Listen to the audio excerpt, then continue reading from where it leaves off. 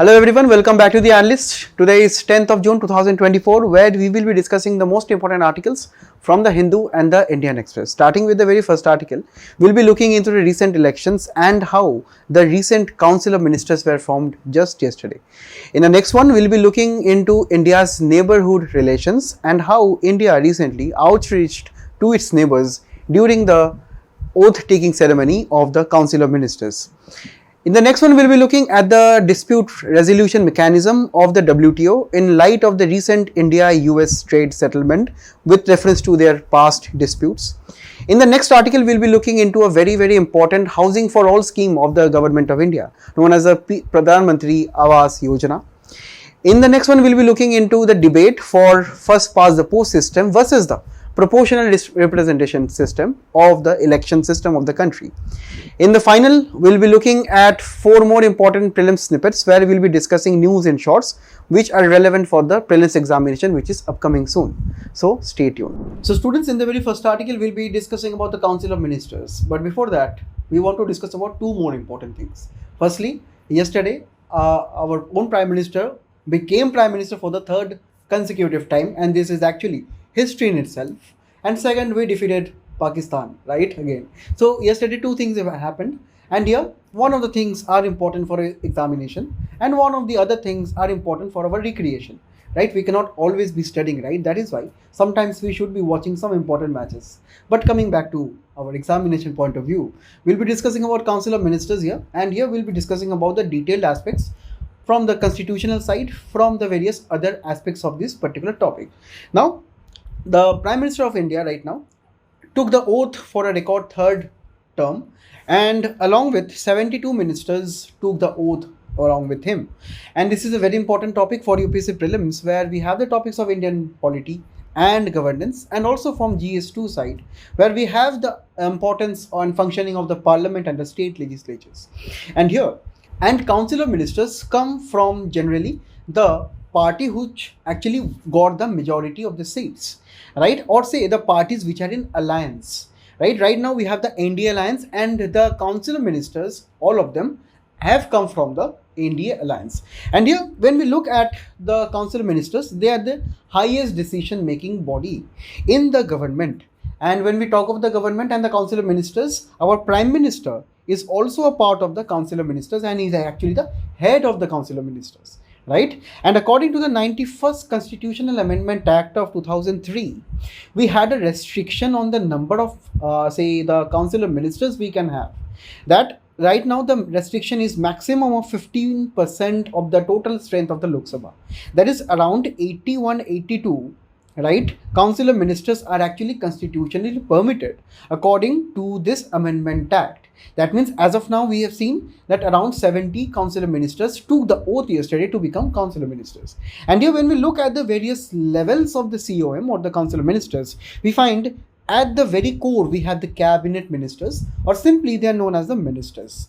Then we have the ministers of state, and finally we have the deputy ministers. And when we talk about 2 more individuals, right, these are not mentioned in the constitutions, or say these are not always followed in this particular manner. They are generally based on the UK and also the Indian parliamentary conventions. We have also say signatory or say symbolic post of the deputy prime minister. This deputy prime minister can be given a post when there are say parties in a in a particular coalition where they are not having a proper majority. So maybe there will be one prime minister, and along with the same there will be a symbolic deputy prime minister too, but they are not formally counted under the 3 levels of the Council of Ministers. Alongside the same, we have another a class which is known as the parliamentary secretaries, which are actually appointed by the prime ministers, and they are actually not even ministers, right? So these are actually 2 more say levels, but actually the formal levels are three ones: ministers, ministers of state, and the deputy ministers. And when we individually look at them, we find that the cabinet ministers are actually the head of the important central, and when the cabinet is at the state level, from the state legislative assembly, from the council of ministers at the state level, we also find that they are also the core decision making body at the state, and right now in our discussion the central level, right? So they are allowed to attend the cabinet's meetings and decide all of the policies there, and they are the supreme executive authority.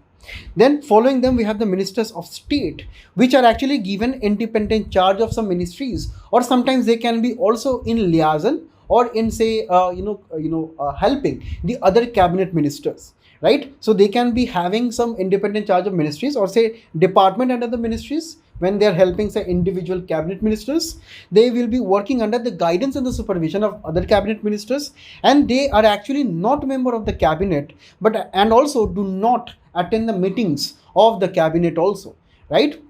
And finally, we have the deputy ministers. Deputy ministers assist the ministers, and they will be assisting generally the ministers of the state, right? And they will be not having any separate charge of any department or ministry. And let me tell you, all of the three, the cabinet, the ministers of state, and the deputy ministers, they are actually collectively and also individually responsible to the legislature, be it at the center, the Lok Sabha, and at the say state level at the state legislative assembly, right? So they have both this collective and individual responsibility, which we'll be also exploring in the coming slides. Now, when we talk about the constitutional provisions, it is very, very important that we know these provisions from the prelims point of view and even from the mains point of view, right? And when we talk about say cabinet meetings, when we talk about the formation of cabinet, right, all of the cabinet members or say prospective cabinet members, they wait in bated silence for the prime minister's confirmation, because they will be given independent charge of ministries and departments, and they will be yielding substantial power and substantial authority to actually drive some change in the Indian society and in the polity. So all of them is, if you can see this cartoon, are actually waiting behind the curtains to actually look at the list of the prime ministers and the cabinet list. Okay, now looking at the constitutional provisions, according to Article 74, the prime minister is actually at the head of the council of ministers, and they will be aiding and advising the president, right? And here president shall act in accordance with such advice which is tendered by the council of ministers, and such advice is actually binding on the president, right?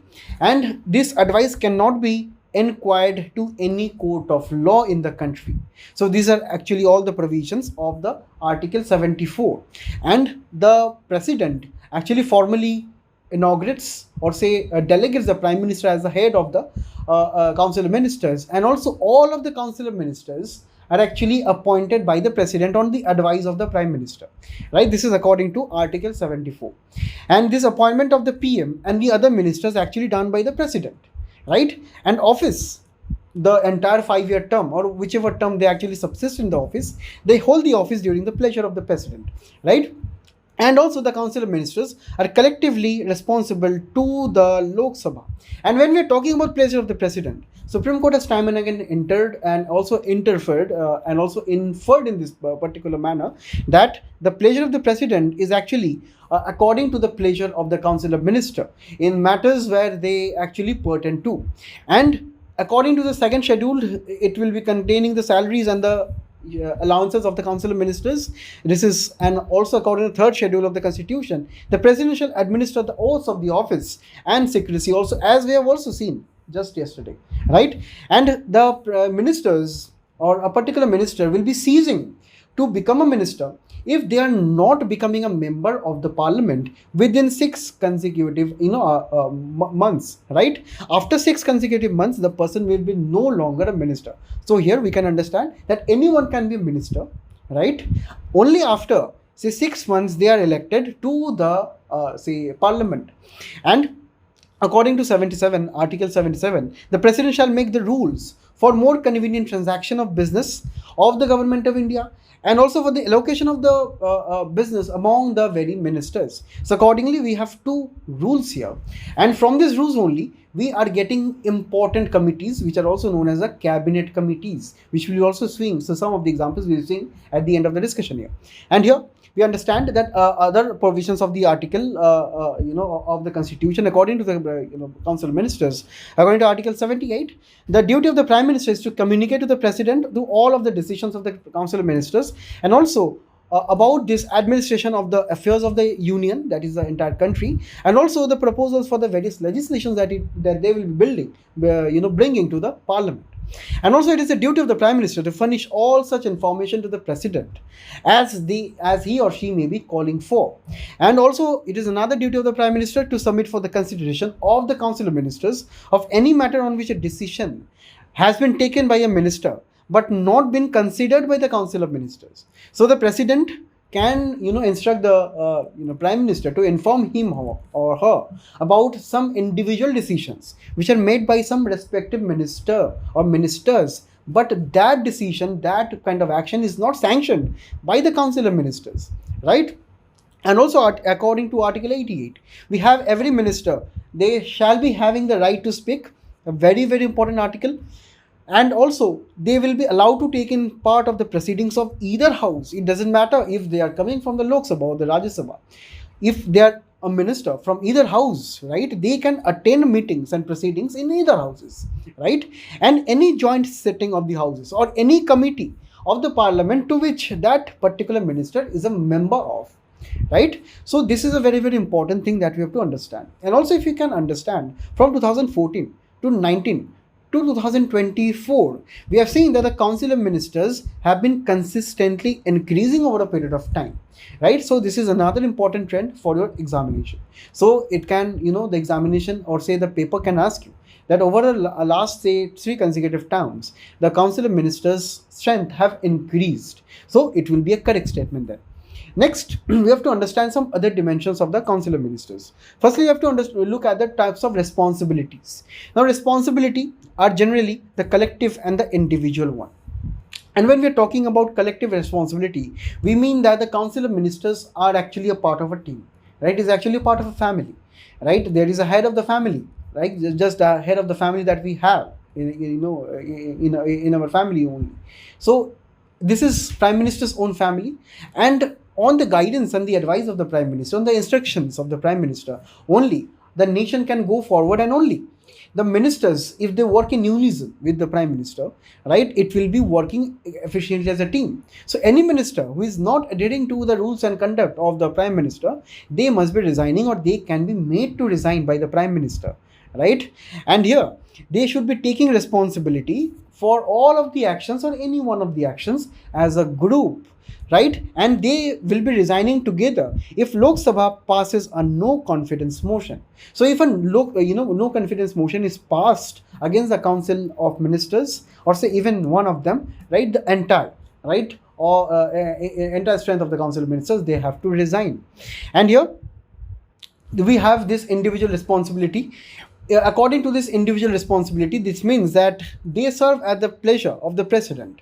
And it is when we are talking about the pleasure of the President, it is the pleasure of the advice of the Council of Ministers. And mostly in some cases we have seen it is the advice of the Prime Minister also, right? So they can be removed by the President on advice of the Prime Minister, right? And here we have to understand that when it comes to the amount of legal responsibility in India, Council of Ministers do not have any legal responsibility, because in the UK, the ministers, respective ministers, they sign on the various, say, drafts, legislations and so on. They have their own signatures. But in India, we do not have the same, right? That is why they do not have any legal responsibility for any of the actions pertaining to their functionaries.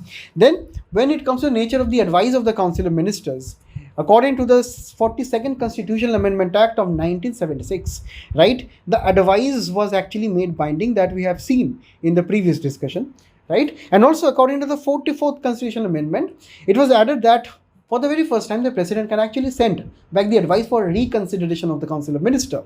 But if the Council of Ministers passes that advice again to the President, so then it will be again binding. That second advice, or say the same advice, or say the altered advice, will be binding on the President of the India.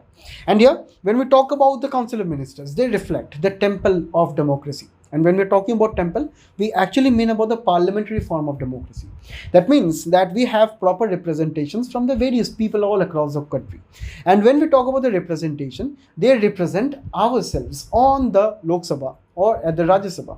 And here, from the MPs only at the parliament, we get the Council of Ministers. So, and from the Council of Ministers, we get the cabinet ministers in charge of various ministries, and from here only we get our Prime Minister. So you can understand, right, the Council of Ministers are actually the heart of the entire government, and it is actually, that is why known as the main core feature and perhaps the most important feature of parliamentary system of democracy, that it must be having a council of ministers where PM is at the head, and there will be other ministers followed by the ministers of state and the deputy ministers and the other symbolic heads also. Now here we have to also finally look at how the cabinet is actually different from the council of ministers. Now if I ask you, did the word cabinet appear in the constitution when the constitution was adopted? Can anyone tell me in the comments? I will be taking a pause and you let me know what is the answer. Now let me tell you, it before, when the constitution was adopted, the cabinet word was not there in the constitution. It was added in the 44th Constitutional Amendment Act of 1978. It is contained within this Article 352, where the word cabinet is just only mentioned, and it is just defined that it is the council of ministers where it is headed by the prime minister. Nothing else, its roles, functions, is nothing else is mentioned here. Okay, and also we find that there is a major difference between the cabinet and the council of ministers. Right, this column pertains to the council of ministers, this pertains to the cabinet here. And here, when we understand, the council of ministers is consisting about, say, right now 72 ministers, and it cannot exceed the 15% strength of the Lok Sabha.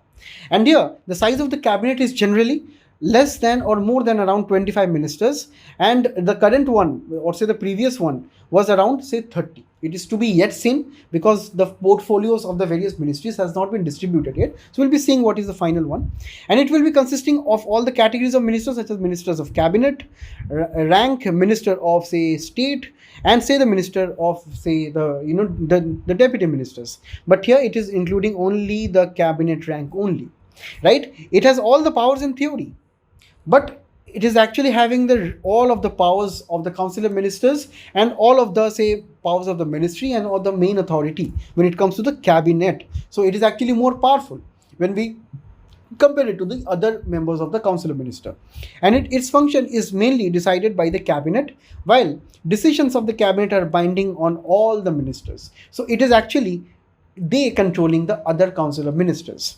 And finally, the council of ministers is a constitutional body, and initially it was not, say, cabinet was not initially, the word was not there, and it was added to 44th Constitution Amendment Act. And when we talk about Article 77, we just discussed that the Parliament President can from time to time allocate the various rules of businesses and so on. So based on that only, we got the cabinet committees. So from the Article 77, we got the cabinet committees where the Prime Minister constituted from time to time. And based on this, we have three important cabinet committees. We have other cabinet committees also, such as the Cabinet Committee on Political Affairs, Cabinet Committee on Economic Affairs, which actually announces the, finally the MSP. And also we have the Appointments Committee of the Cabinet, right? And also in this respect, we have to also discuss another important term, which is known as a kitchen cabinet or inner cabinet. Now, kitchen cabinet is actually a place where the Prime Minister and his or her, say, influential colleagues can be formed a, say, more concentrated cabinet. For example, this is the Council of Ministers. We have the cabinet here, right, which are actually members of the Council of Ministers. But there can be one kitchen cabinet here, right, which can be having some members from the cabinet only, not from the other council of members, right? And also we have, say, for example, some important family members, friends of the Prime Minister, and it is a very, very important aspect that they will be actually, or say in real life practices, has been seen in the past, right, that they actually supersede the more important functions of the cabinet sometimes, and they can also take some decisions. While this is not formal, right, but it can be an inner circle of the Prime Minister, which is actually much more powerful in real life. Right, now in this respect, we have 2015 PYQ here.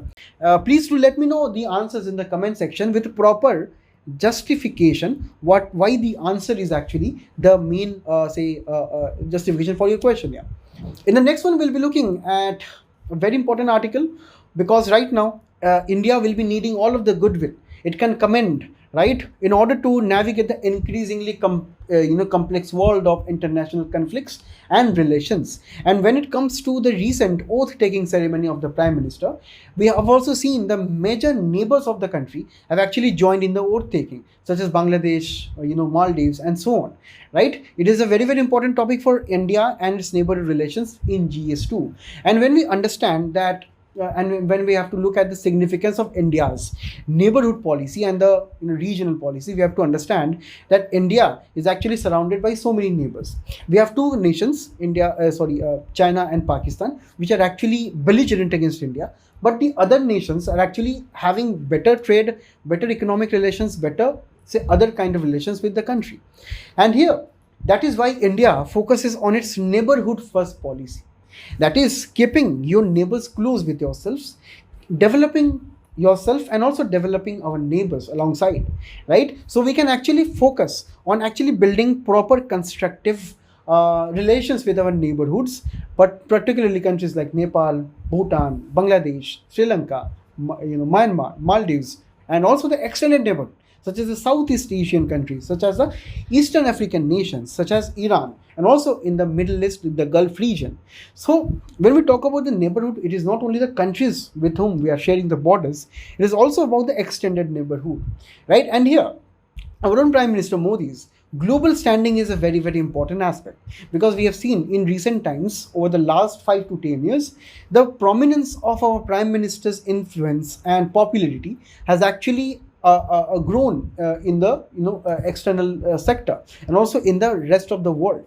When we talk about the IR or international relations, Prime Minister's name will be almost featuring in almost all of the major summits, in almost of the major, say, global events. And even when we look at India's relative strength, India held the G20 summit the last year at New Delhi and in India itself. So it is actually a very, very important factor that in India, we have a leadership that is extremely strong on a global stage. And that is why the neighbors should be also be very close to India in this respect. Because we have the other neighbor on the other side, that is China, which is actually trying to be very benevolent with the other neighbors that we actually share borders with. But that benevolence will be coming at a cost. That is at the cost of debt, right? But India never indulges in the practices which China actually indulges in. So that is what we have to understand. India's familiarity with global leaders is actually bringing the neighbors more and more close. And also India's very achievements and the initiatives towards our neighbors have also been well documented.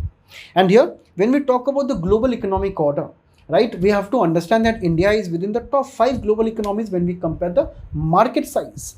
And also when we look at the real purchasing power parity terms, or say PPP terms, India is the third largest economy.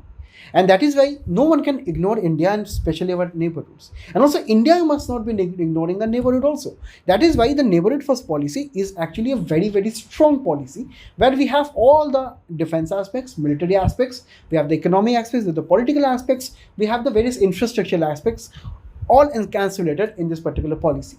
When we look at the various achievements that India was actually successful in under this neighborhood first policy, if we start with countries like Bangladesh, we tried to resolve the various land disputes that we were having in the famous 2015 land boundary agreement, where we started to exchange some of the enclaves into India and towards Bangladesh, right? We also have extensive infrastructural connectivity. We have proper amount of amount of connectivity when it comes to railways, airports, and also the various amount of agricultural produce and the trade between India and Bangladesh, right? When it comes to Bhutan, there have been many hydroelectric projects. There have been training of their own civil servants at our own Labasna, right? We have various projects which actually link India and Bhutan.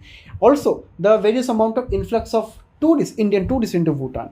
So they are also very much dependent on India for this matter, and India has also successfully implemented these kind of things. When it comes to Nepal, we also have seen in infrastructural development that India has played a crucial part, particularly in developing their rail lines, in their airports, right? Also, there is a recent hydroelectric power project that is being situated in Nepal-India border also. When it comes to Sri Lanka, right? We tried to help them during the civil war that the Sri Lanka was embroiled in from the 1990s to early 2000s, despite the violence that took place on our own land. Then also, according to this neighborhood first policy, in recent times, when Sri Lanka was in a debt crisis, India tried to lend the helping hand to Sri Lanka, right? And when we talk about the broader aspect of the Indian Ocean nations, right? We have Maldives, right, where various economic aid various infrastructure projects such as the Greater Malay Connectivity Project. So this is actually a point where India has also contributed heavily in. When we talk about Afghanistan, right, the construction of the Afghan-India Friendship Dam, famously the Salma Dam, or say the giving of, or say the granting of aid to Afghanistan during the Taliban takeover. There have been many documented achievements of India in the same. And when we talk about Myanmar, right, the develop the Seatway port, India-Myanmar-Thailand trilateral highway, right, also the Kaladan multimodal project. So these are all the achievements where we have to count here. When it comes to Seychelles, the development of the Assumption Island naval base is also a very prominent one. And finally, Mauritius, where we try to help them with financial aid and also developing the Metro Express project. So we find that India has time and again extended their connectivity, their funds, functionalities to various nations. And also it is a part of the India's broader vision of actually helping the nations, the neighborhood, and actually bringing them more close to India to actually further outreach, for example, say, Southeast Asia under the Act East policy, such as if we can leverage Bangladesh and Myanmar, we can easily reach into the Southeast Asian markets to actually build better relations and also to enhance the commerce and trade of the region. If you also look at the Chabahar port, the recent development of the Chabahar port and the various happenings there, positive happenings, we find that India is also leveraging the same.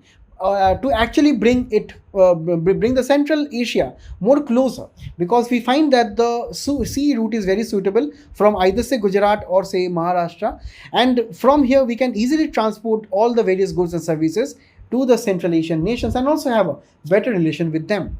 And also when we talk about the north-south transport corridor from the Chabahar port, mainly through this Persian Gulf and also the Red Sea to the Red Sea here, and also the various amounts of say connectivity, we can also help traverse the Mediterranean Sea and also connect the entire Europe and also reaching Russia, St. Petersburg in this particular route.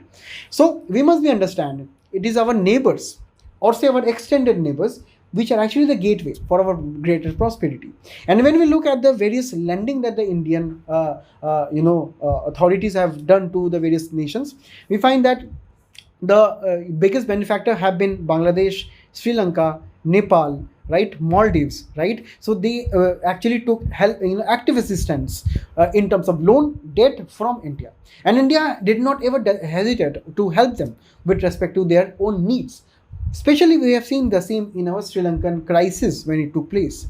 But there have been various issues, particularly under 2-3 things. Firstly, the geopolitical shifts which are happening very frequently. Firstly, when the US withdrew from the Afghanistan and the Taliban rose in the region, right, it can be also understood that the withdrawal of the US presence left a vacuum in the region, and that is when increasingly China also started becoming more and more aggressive, not only say in this region of Afghanistan and Pakistan, but also along the entire border of India and also along the say Southeast Asian nations and also the China seas.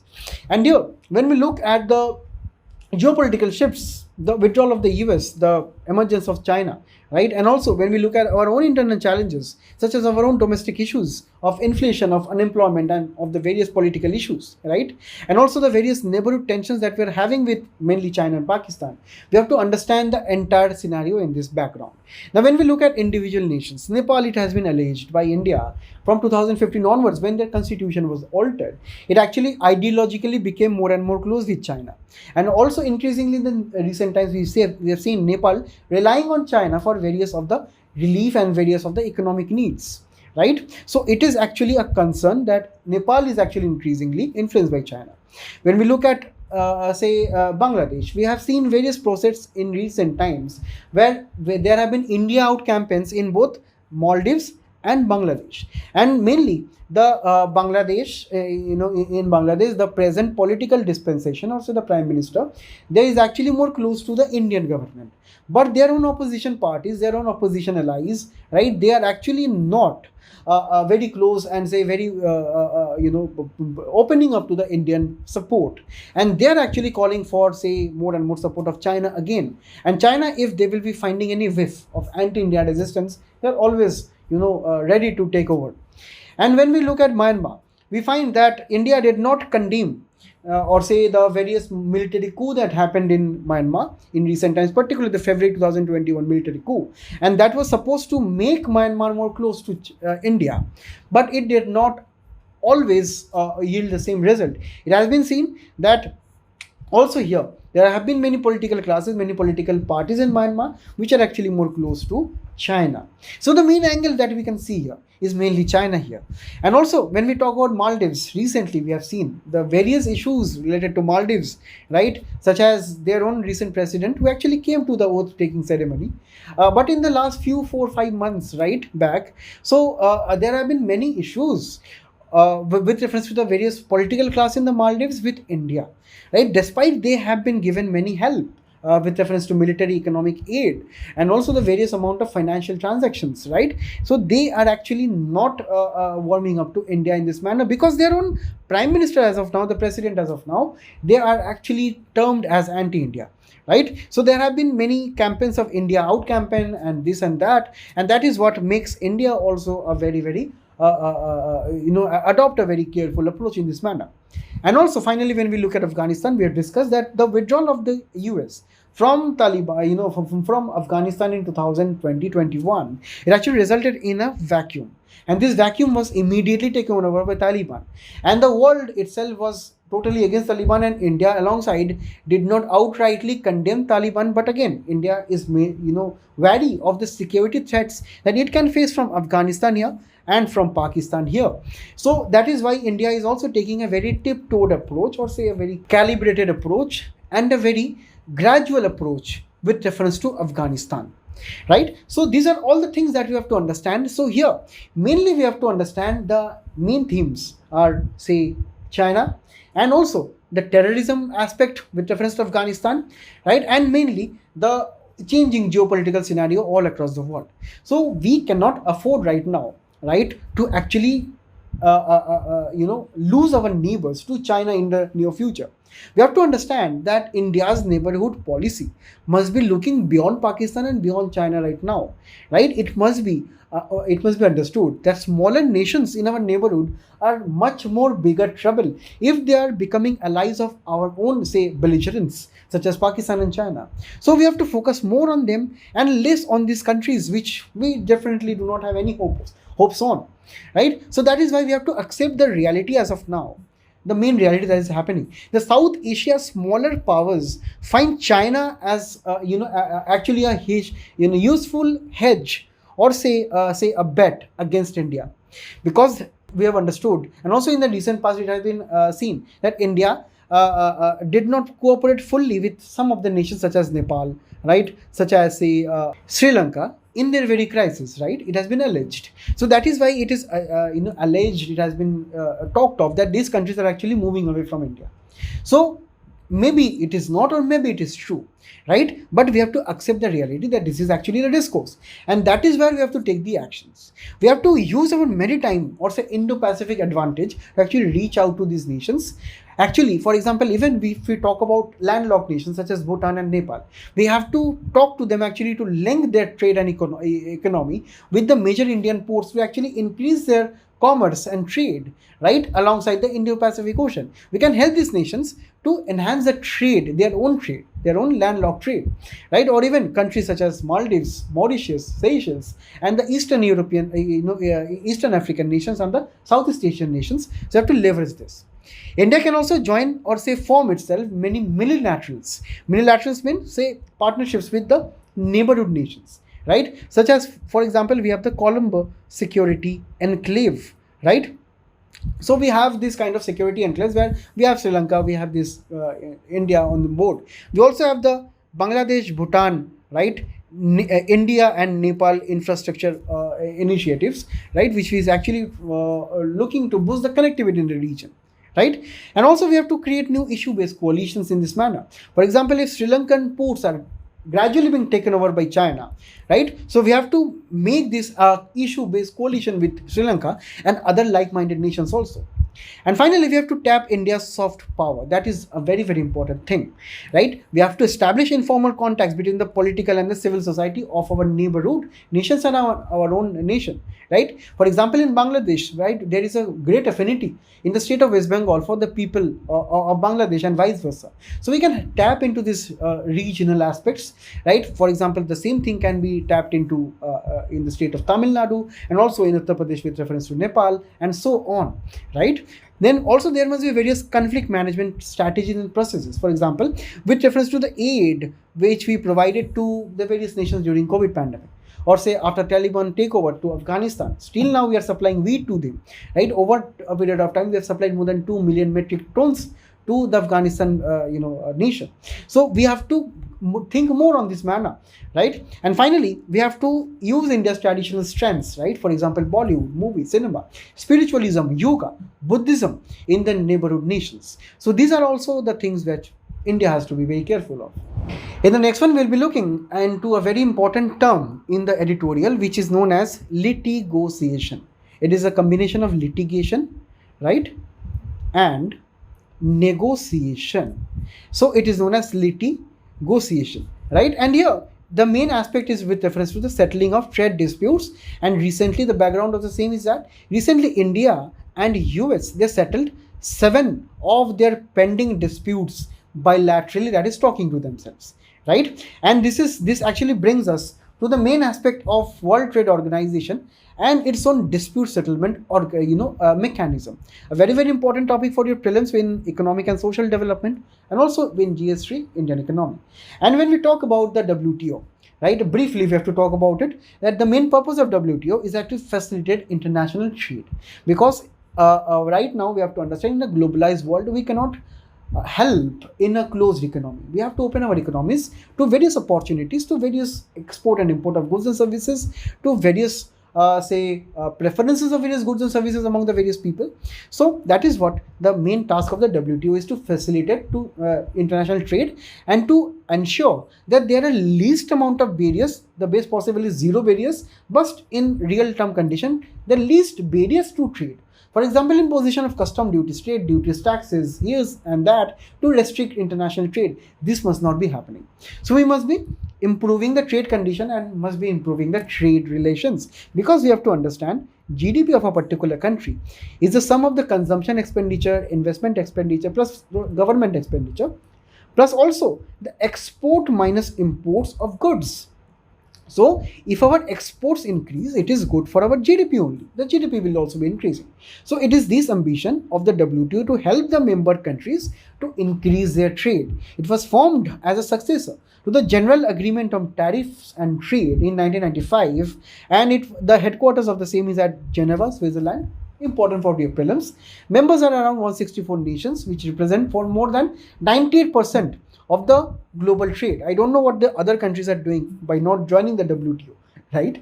And here, the functions of the WTO is mainly to creating and enforcing trade agreements between the various nations, and also resolving the trade disputes, because obviously, if there are 2 friends, 3 friends, and we are trading between them ourselves, right, we can have some disputes, right? Sometimes the disputes cannot be solved by us. That is why the WTO will also be solving the disputes based on this manner. And it will be also promoting free and more fairer trade. Now, the highest form of decision making facility in this WTO is actually the ministerial conference. Under this ministerial conference, we have many things, and the main aspect here, all of the member countries are present are actually in the General Council of the Ministerial Conference. The entire summit, or say the summit, is actually known as a ministerial conference, and the council where all the member countries sit and discuss is known as the General Council. And from the General Council only, we have so many aspects of the same. We have General Council meeting as a trade policy review body, where the various trade policies of various nations will be reviewed. We have the General Council meeting as a dispute settlement body, the main part of our discussion here. On the other side, we have the general committees on, say, trade and environment, trade and development, balance of payment restrictions, budget finance, accession, trade debt, and the various committees they are on, right? Don't worry, you don't have to remember everything. I'm just giving a brief of how the ministerial conference of the WTO is actually looking like. Then we have a council for trade in goods, such as, for example, committees on agriculture, anti-dumping, which are very, very important terms explained in the previous analyst sessions also. We have safeguards, rules of origin, market access, everything has been explained in the previous analyst sessions. So this is the main council on trade, where the various taxes, duties are actually examined on. Then we have the council for trade related aspects of IPR, or intellectual property rights. So is actually under WTO. Then we have Council for Trade in Services, such as it is looking into trade in financial services, general agreement on trade in services, right? And finally, we have this trade negotiation committees, where the main aspect of summits are actually held on. For example, the Doha Developmental Agenda negotiations, right? And also the special sessions of TRIPS, agriculture, agreement on agriculture, and the various trade environment committees, negotiation groups on market access, rules. And finally, we have two plurilaterals. Plurilaterals are something that we have to understand, that if any member is actually becoming a part of the WTO, then all of the rules and regulations have to be followed by all of the members. But when reference to plurilaterals, these are actually, we can understand, for example, testing agreements, right, where only some of the members will be participating, and if the others are not participating, it is fine, because they are actually having some plurilateral group, or 2, 3, 5, 6 countries which are discussing upon some prospective future agreements. So for the time being, they can implement those agreements on themselves, and finally on all of the nations, on all of the other members of the WTO. So these are the very plurilateral groups, right? And here, finally, when we come to the crown jewel of WTO, it is actually the dispute settlement body. Why it is known as the crown jewel? Because obviously, dispute settlement mechanism is very important for any organization, right? Because we have to understand, dispute resolution mechanism has to be free and fair. There must not be any involvement of, powerful groups such as the US. For example, the developed nations versus the developing nations, because they're trading with themselves. And there can be some situations when the developed nations, try to, impose some restrictions on the developing nations. And developing nations do not have any, for example, the resources that they want to leverage. So that is why we have to understand that dispute resolution mechanism must be very transparent, free and fair. And here, the stages, if we try to discuss here, the first state of dispute management starts from consultation, where the two countries try to settle disputes directly between themselves. If that is not happening, the WTO will be actually setting up a panel. Now this panel will be established with the consultation failed, and the review arguments will be also making findings, and the various discussions will be taking place. And now here, if either the nations are not happy with the panel outcome, right, they will be going to the appellate body, which is currently not functioning, right, and they will be reviewing the various legal interpretations of the panel. Okay, so this is actually the direction. And finally, if they're happy with the same, the final outcome will be adopted, and the report will be submitted, right, if they are not appealed. If they are appealed, they will be again going to the appellate body, and finally it will be implemented. So here, the appellate body, which is actually a part of the dispute resolution body, they will be hearing appeals from the WTO panels, as we have seen here, right? And the body will be having 7 members with 4-year terms. And the DSP, or the body, will be having the authority to dispute settlement panels, to set up the panels, right, refer matters to arbitration, having surveillance over the implementation, right, and also authorize the suspension of the concessions, or if a particular country is not following the rules and regulations of the panel here, they can also punish the same. So this is actually the authority of the DSP. But we are having some issues as of now. If you can see, US right now has entangled the WTO in the manner here. Right now, the entire world is actually going on this form of protectionism. That is, they are trying to increase their exports, but they are not trying to import from other nations, because they think that importing from other nations will be hurting their own domestic industries, such as countries like China, US. They are following these tactics, and also India partly is also following the same in the manner of various government initiatives to promote domestic protection. So we see that the protectionism is on the rise right now, and US, being a very, very influential country, is trying to influence the proceedings of the WTO. The US, if we see, it is consisting 1/4 of all the disputes, right, are actually at the WTO related to US laws or other measures, which is actually leading to protectionism. Rest of the disputes are related to China. Then also, if we talk about WTO rules and norms and principles and philosophy of the WTO, most of the US law or measures are WTO inconsistent. And also US every year, they come up with some laws, right, 5 to 6 times in a year, every year, right, consecutively, which are actually going against the principles of WTO. Right? And also right now US has been blocking the appointment of new judges to the panels and the dispute settlement body over a period of time. So it is understood that is why the appellate body is not functioning at all, because they are not having judges, right? And also the special and differentiated treatment, right, which are actually given to the developed developing nation, right, these are not being extended by most of the Western nations, as we have seen here. They are trying to bring in various quality issues, for example, say environmental issues, for example child labor issues, which are, for example, sometimes not even issues. For example, it has been seen on various Indian goods, they are imposing say duties, for example, say with reference to quality issues, right, say residue pesticide and so on. So these are also the things which are impacting. And finally, the transparency and legal certainty of the panel and the WTO appellate panel is also not clear. And that is where this particular kind of agreement between US and India bilaterally is very, very important. As we have seen, with reference to 7 disputes in recent time. For example, India versus US steel aluminum tariff, US versus India's retaliatory tariff with reference to this, India solar subsidies under the then Jawaharlal Nehru National Solar Mission, then India versus US state solar subsidies, then India versus India export subsidies, countervailing duties on US steel, and finally the India-US poultry case, where India actually imposed some duties based on influenza concerns on chicken legs from the US. So these are all the disputes which are taking place. But India right now and US, they have settled the disputes outside WTO. Right? That is actually known as litigation plus negotiation. While the litigation were actually going on in the courts of the US and the India, but this is not taking place in the WTO because WTO is not functioning well properly. So more and more countries must be adopting this manner. Even the EU and the US aircraft subsidies have been discussed and solved in this same manner. Then also we understood that WTO's preference is also, firstly, if we can see here, right, it is the first preference of consultation between the nations, right? So that is what also strengthened this point of bilateral negotiation and litigation. Then the uniqueness of the settlement, this entire 7 disputes which have been settled, is that this is the highest number of resolved disputes at a single point of time, right? And also we have to understand this is the importance of this bilateral settlement in a time where the WTO is dysfunctional. Its dispute mechanism, its appellate mechanism is dysfunctional. And finally, it is towards bilateral diplomacy that the countries must be focusing on when it comes to the economic trade and aspects.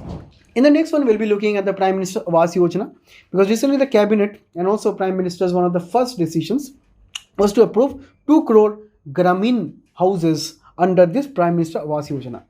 And when we look at this, it was inaugurated in 2016, and the main aim is to provide housing for all, that is providing a Pakka house plus basic facilities to the individuals. And generally here, these are from the below poverty level households based on the socio-economic census 2011. And finally, these houses, or say the Pakka houses and the families, they will be selected from Gram Sabha. Now, one of you in the comment section, let me know, right? Does this remind you of a recent TV series in this particular manner, right? You let me know in the comments.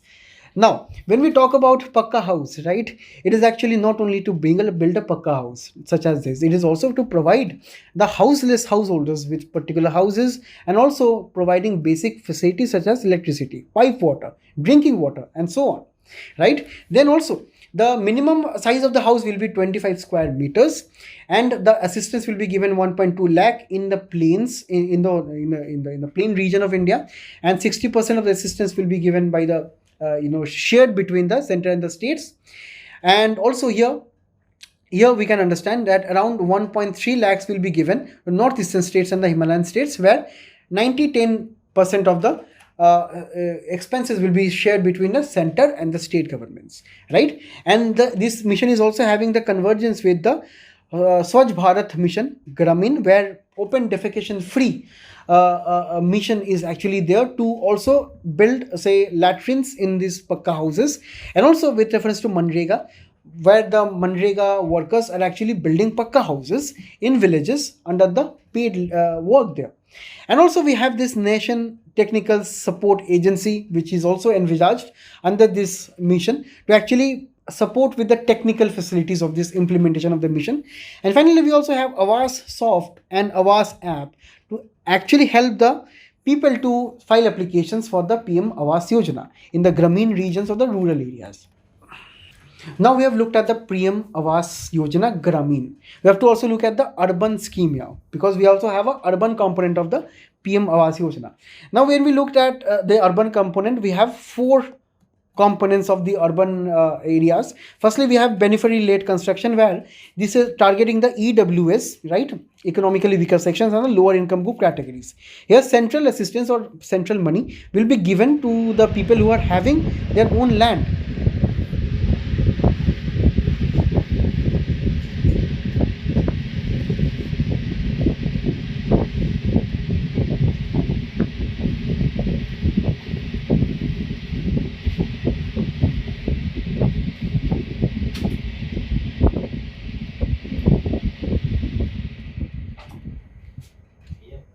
ये नहीं चल रहा है इसी, मैंने कम करा।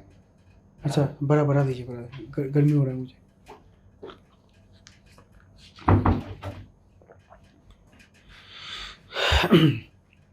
Now we need to look at the Prime Minister's Awaas Yojana urban component, right? Here we have firstly beneficiary led construction, where people who have their own land, they can build houses taking the assistance from the government, the central government, right? So they are targeting the economically weaker section and the lower income groups.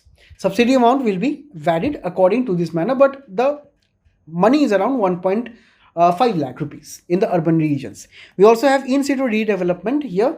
The main areas that are targeted are the slum regions, right? And they will be focusing on affordable basic amenities, equipping houses, particularly like this, as we can see, totally redeveloping the slum areas to provide houses like this, right? Then we also have credit linked subsidy scheme, and here they are targeting the middle income groups, and they will be providing interest rate subsidy. For example, if the bank interest rate is 10% and the government will be giving a subsidy of 5%, so your effective subsidy is 5% on the new home loans, right, taken from the banks, or also say the existing home loans, right? But generally they are applicable on the purchase and the construction of new houses. And when we talk about affordable housing partnership, right, they are focusing on private public partnerships for building affordable housing, right, because they are building the private sector along with the government funding. In the next one, we'll be looking at proportional representation, because recently the results of the Lok Sabha has brought down a debate between the first past the post system and the proportional representation system. Now here, when we talk about the first past the post system, we are talking about simple majority. For example, say imagine 3 constituencies, right? In one constituency, a political party, for example, say A, got 30% vote. Political party B, for example, got 45% vote. Political party C got 10% of the vote. So who owned in this constituency? Political party B. In the second constituency, for example, say political party A got 40% of the vote, political party B got 50% of the vote, and the rest got, say, for example, 20% of the vote. For example, in the third constituency, political party A got, say, 30% again, and here they got, say, 70%, and here it got 10%. So we understand that in this, political party B won the elections, right? But despite we understand that this is why, because it got the majority of the vote, right? And for example, if we replace this, the last constituency with, say, for example, here political party A got 70% of the votes in the third constituency, and for example, say the next one got 10% and 10%. So right now we have seen out of 3 constituencies, 2 was owned by political party B, and 1 was owned by political party A, right? But we have to understand that the entire election has been won by political party B, because they are winning 2 out of 3 constituencies, and here party A will be underrepresented then.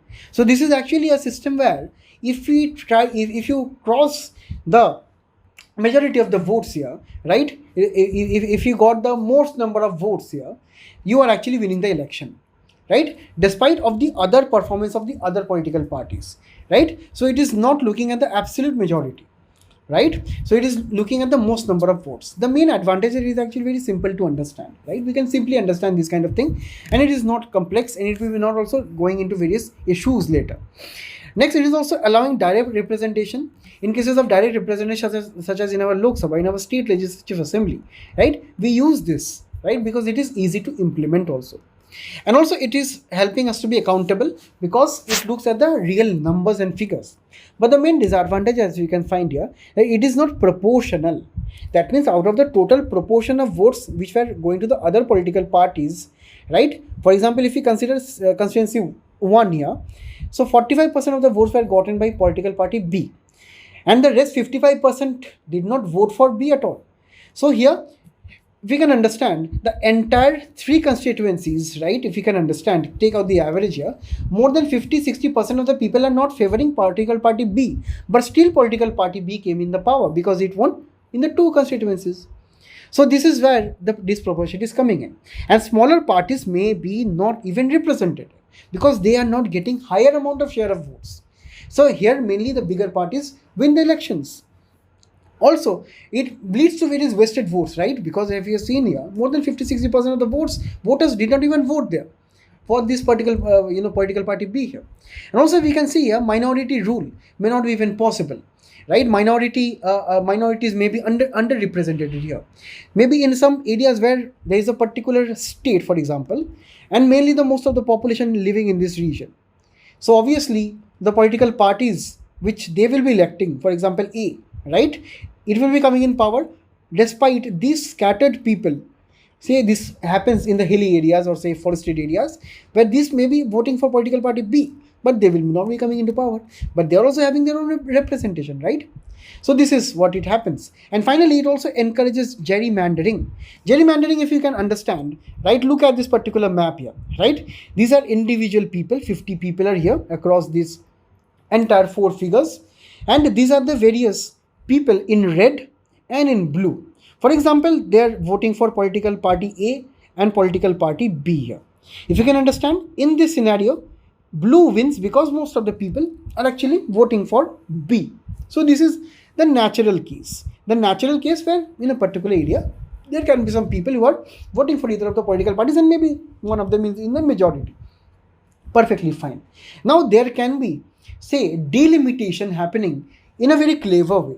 Say for example in this way, when for example this entire area is right now bifurcated into 5 columns, right? 5 columns means, right, this entire is one column, this entire is one column, and that means this entire is one constituency. This is the second constituency, this is the third one, fourth one, fifth one.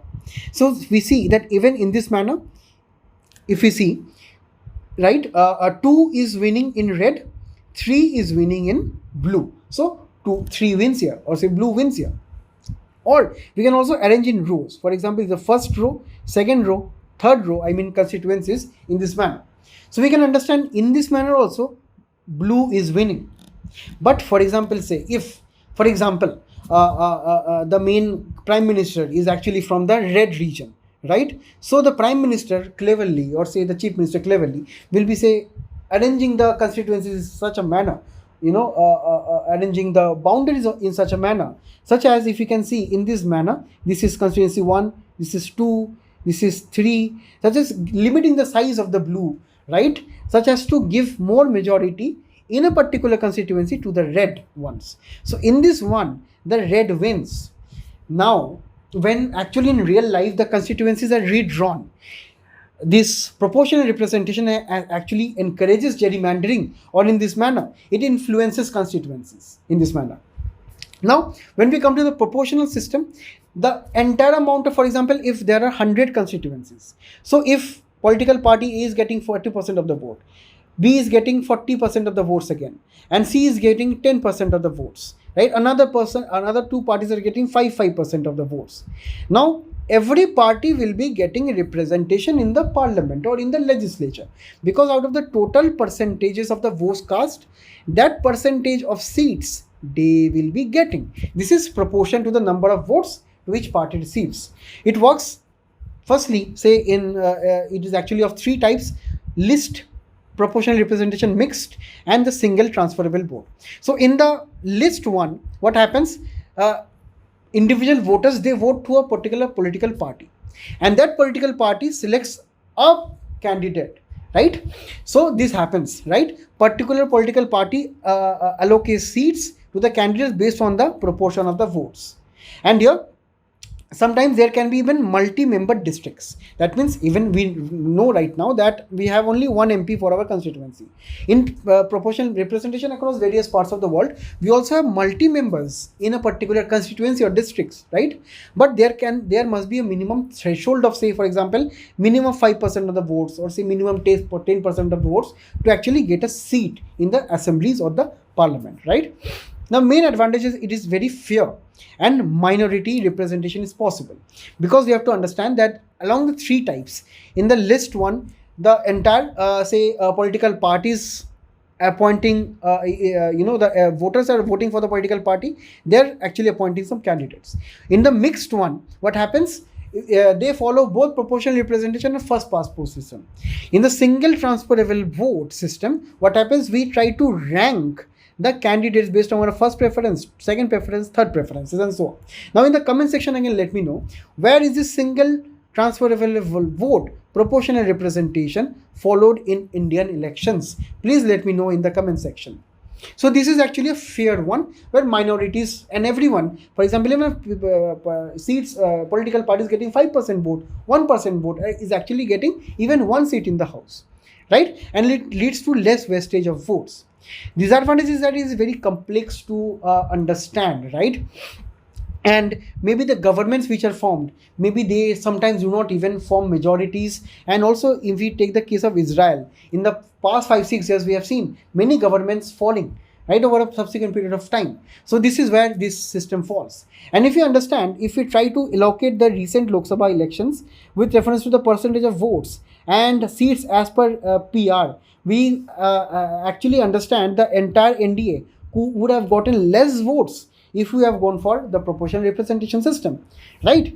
Now, the way forward for India is that Law Commission actually recommended for 25% of the seats, when the Lok Sabha seats will be increased in the future, to be demarcated via a proportional representation system. This is according to the Law Commission report.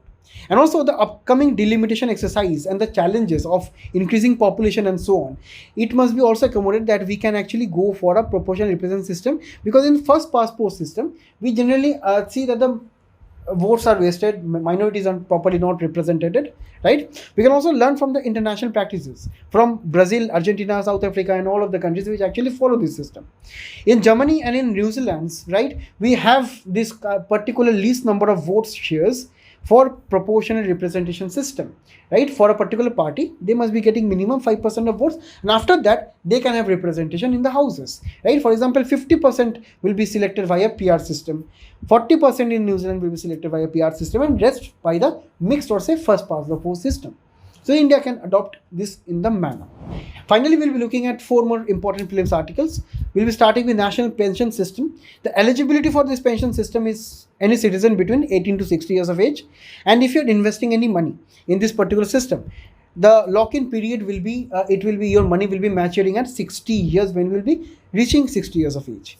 And we can withdraw up to 25% of the entire fund after 3 years of opening the account, right? And what the your money will be actually doing, your money will be invested into various asset classes such as equity, government bonds, corporate bonds, and other investment opportunities, right? And in NPS account can be opened online also, right? And finally, it is also very the cost is actually very low, and also you can have investment choices. For example, you can actually let the asset company decide your investment in government bonds, equity assets, and so on, right? Now, the tax deduction for this is actually up to 2 lakh rupees per annum, and funds can be withdrawn anytime, but lock-in period of 3 years must be there for claiming the tax benefit and a lock-in period of 3 years for 25%, up to 25% withdrawal of the funds. This is the PYQ for the national pension system. I want all of your answers in the comment section and let me know. Right? In the next one, we'll be looking into Agnipath. Agnipath is actually a scheme to take in recruits for the Army, Navy and Air Force. They will be having 4 years of contract, including 6 months of training. At present, all sailors, airmen and soldiers except technical cadre of medical branches are inducted in Agnipath. These are actually contract short-term kind of a work experience with the defense services, where at the end of the 4 years, up to 25% of the recruits can apply to join the services on a regular basis, and the rest will be given the various other benefits, right? The 25% will be subjected to merit and organizational vacancies and requirements, and this will be opening the doors to the women aspirants also, to the Air Force and the Navy, right? And also Army actually started the recruitment in this manner far back in 2019 also. The remuneration will be 30 to 40,000 per month, and out of this 30% will be deducted for 30% from the Agniveers, and the government will be deposited in this Seva Nidhi contribution package, where after 4 years 11.71 lakh with interest will be deposited in the Agniveers bank account, and there no pension will be given post retirement, no child education allowance will be given, apart opposite to the permanent workers there in the defense services. On death of duty, right, 1 crore plus other payment packages will also be given here. In the next one, we'll be looking at hydrogen line.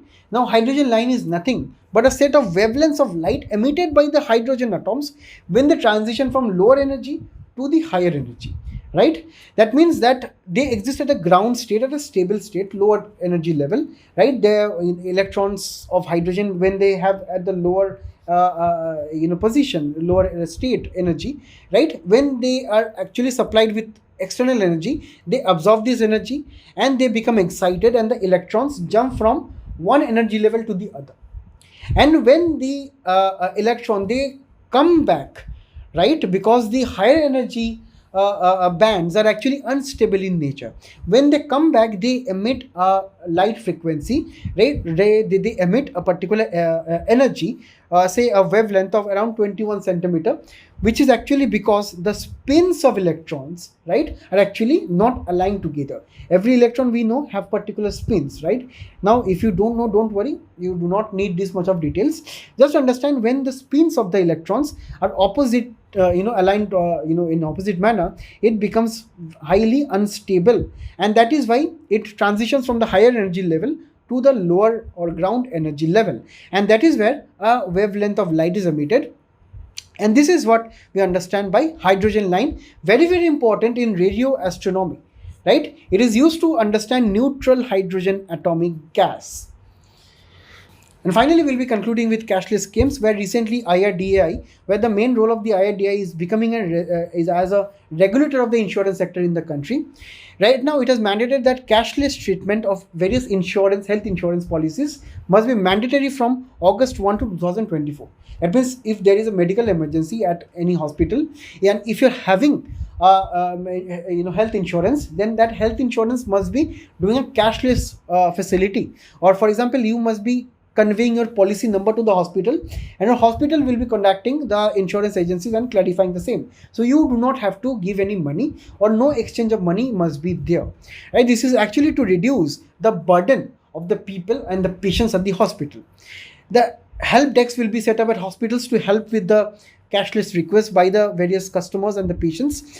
Digital pre-authorization must be there, right, on an online platform, and 100% cashless claim settlement must be aimed for in this particular statement, right? And finally, minimum reimbursement must be given, right? For example, reimbursement means that if a patient is availing of any other medical facility, the person is actually paying in cash. So minimal amount of cash is actually used other than emergencies.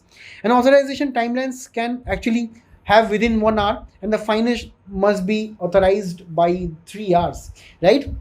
Otherwise, there will be a penalty on the insurance company if the authorization is not coming within 3 hours, right? And also, the policy can be easily ported from one company to another in line with the recent guidelines here. So I thank you all for being a very patient audience. and I hope that you follow the quiz and solve the answers in the comment section. Till then, all the best. We'll meet again soon. Thank you.